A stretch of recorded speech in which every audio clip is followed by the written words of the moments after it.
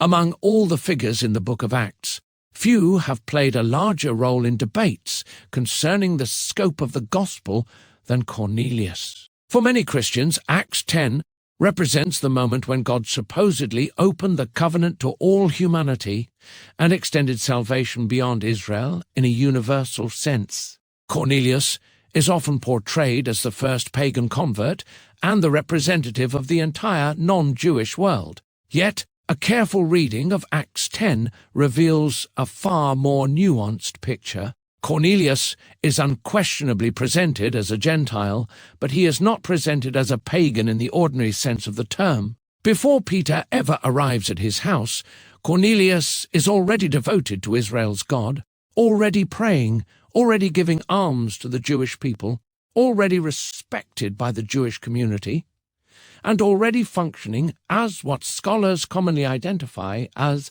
a God-fearer. The significance of Acts 10 therefore lies not in the conversion of a pagan idolater, but in the acceptance of a Gentile who had already attached himself to Israel's God and Israel's covenantal world.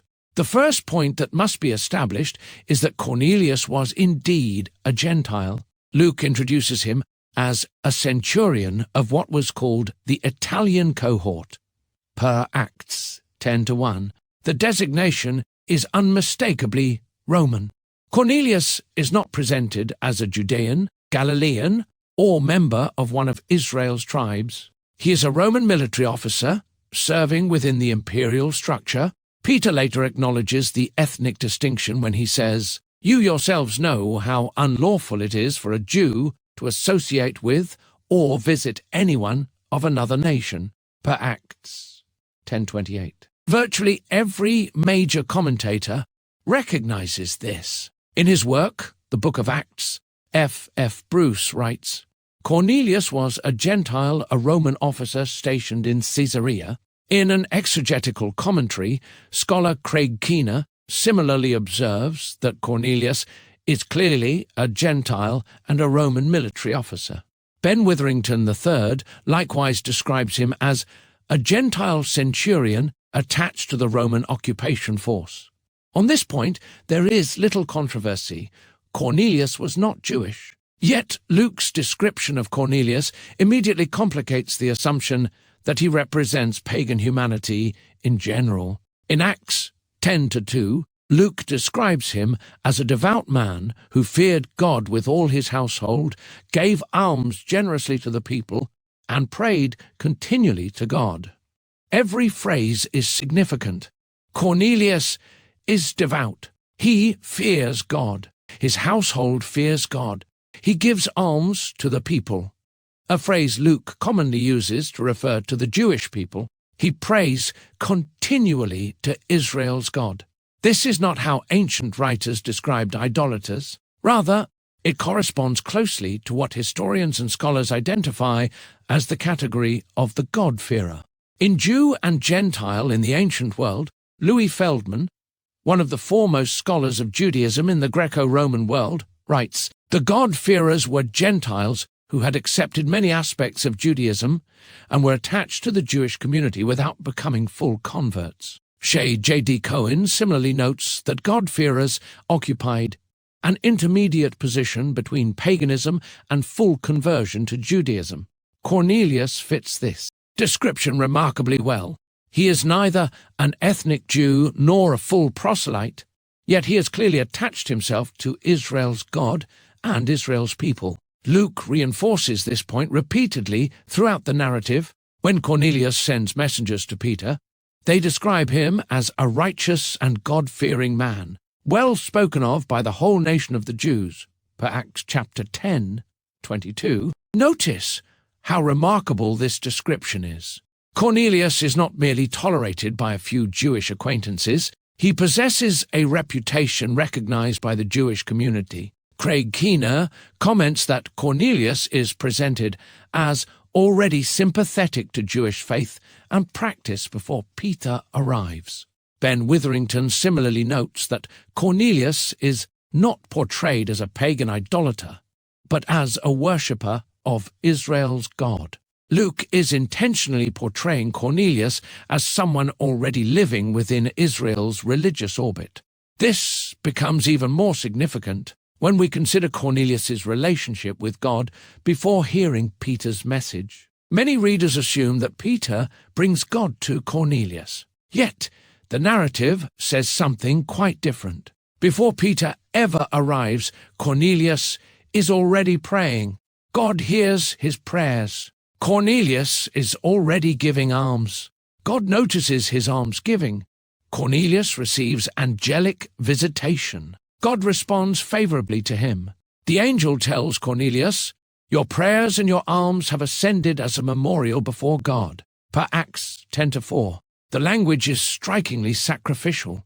Cornelius's devotion is presented as having risen before God like an acceptable offering. Scholar Luke T. Johnson notes that Cornelius is portrayed as a person whose piety has already found favor before God. Similarly, Darrell Bock writes that Cornelius is already seeking the God of Israel and responding positively to him. This creates a serious difficulty for interpretations that portray Cornelius as representative of ordinary paganism. Luke does not present him as alienated from Israel's God. Rather, he presents him as already devoted to that God before Peter arrives. Peter's vision must be interpreted in light of Cornelius's status. Peter sees a sheet descending from heaven, containing animals traditionally regarded as both clean and unclean. Initially, he interprets the vision in dietary terms. Yet Peter himself later explains its meaning. God has shown me that I should not call any person common or unclean, per Acts 10:28. The inspired interpretation is therefore about people, not food. Significantly, Peter does not say that the vision taught him all humanity had now entered the covenant. He does not say that salvation had become universal. Rather, he explains the vision as a lesson concerning people whom he had previously regarded as unsuitable for association and fellowship. F. Bruce observes that the lesson of the vision was not primarily about food, but about people. Darrell Bock likewise notes that Peter moves from categories of food to categories of people. The issue in Acts 10 is therefore not whether pagans exist. The issue is whether people like Cornelius, already attached to Israel's God, can now be received into full fellowship by Torah-observant Jews like Peter. Peter's astonishment further supports this conclusion. Many readers assume Peter is surprised simply because Gentiles are receiving God's favor. Yet Gentiles who worshipped Israel's God were hardly unknown in the first century. The Hebrew Scriptures repeatedly speak of foreigners joining themselves to the Lord, per Isaiah 56:3-8. Proselytes existed before Christianity. God-fearers existed before Christianity. Peter's surprise, therefore, requires a more specific explanation. Acts 10:45 states that the believers from among the circumcised were astonished because the gift of the Holy Spirit had been poured out even on the Gentiles.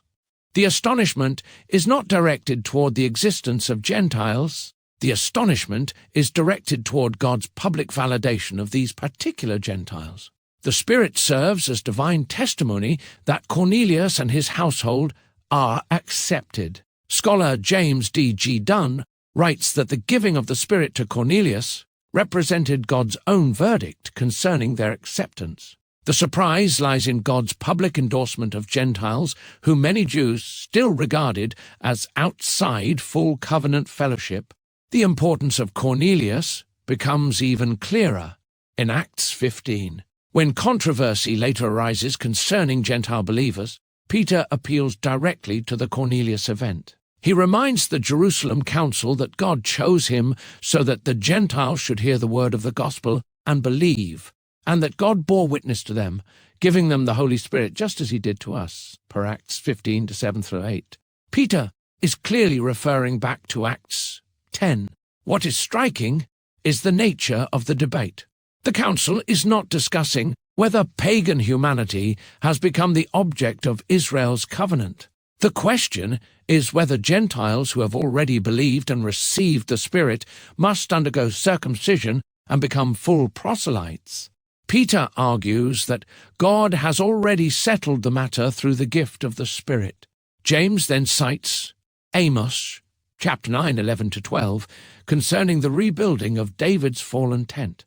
Rather than interpreting Cornelius as evidence for a universal religion detached from Israel's story, James interprets the event through the lens of Israel's restoration. The council concludes with an often overlooked statement: "For Moses from ancient generations has in every city those who preach him, since he is read in the synagogues every Sabbath," per Acts 15:21. In Wisdom of James, disciple of Jesus the Sage, Richard Bauckham notes that this remark assumes continued familiarity with Jewish teaching and synagogue life among the Gentiles being discussed. Whatever else may be said, the discussion remains deeply rooted in Israel's scriptural and covenantal world. Several independent lines of evidence, therefore, converge upon the same conclusion. Historically, Cornelius is a Gentile. Socially, he is attached to the Jewish community. Religiously, he is a God-fearer. Spiritually, he is already seeking Israel's God before Peter arrives. Narratively, he functions as a covenantally attached Gentile rather than as a representative pagan idolater.